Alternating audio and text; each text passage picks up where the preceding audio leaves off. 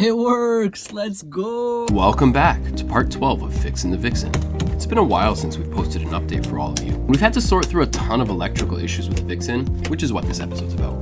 The first thing we found was this huge cable that we thought might get some of the systems working, but first we had to buy what's known as a 110-volt RV adapter to fit this weird-looking plug into a regular wall outlet. Unfortunately, before we bought the Vixen, somebody ripped out all the components that make the electrical work, and so we had a lot of figuring out to do. When dealing with wires and tech that's older than me, it's not a bad idea to have a fire extinguisher within arm's reach. Docking procedure.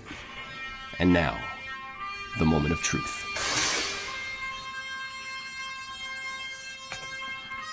Step brother.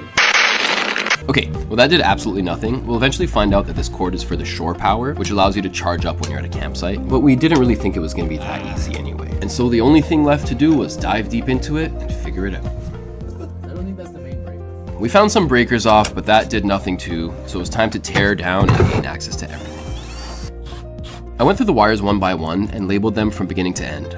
Some would run into the engine side, others into the cabin side, and since we're dealing with both a 12 volt and 120 volt system, it's essentially like working on a car and a house at the same time. Guys, we figured it out. After diagrams and owner's manuals and everything.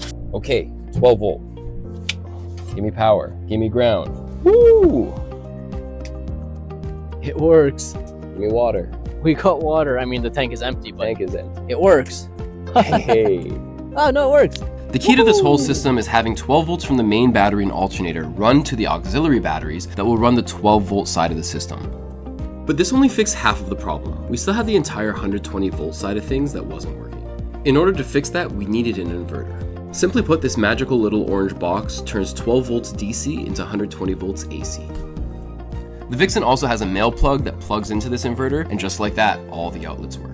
So now that we sorted what everything does, we just have to put it all back together, mount the inverters, run the wires all nice and neat, and the electrical is done. All of these things, I don't know what they did. At first I was feeling super frustrated with whoever pulled all these units out before we got the Vixen. It was a lot of unknown work going into it, but now that I've been through it, I actually prefer it this way. Not only is it a fun challenge trying to figure out a problem you don't know much about, but I now have a deeper understanding of how all the systems work, which I think is really important in case something goes wrong on the road. And so that's one step closer to having this thing ready for trips this summer. Thanks to everybody who watched this far. Make sure you subscribe and follow along our YouTube channel if you want to see more of us fixin' the Vixen.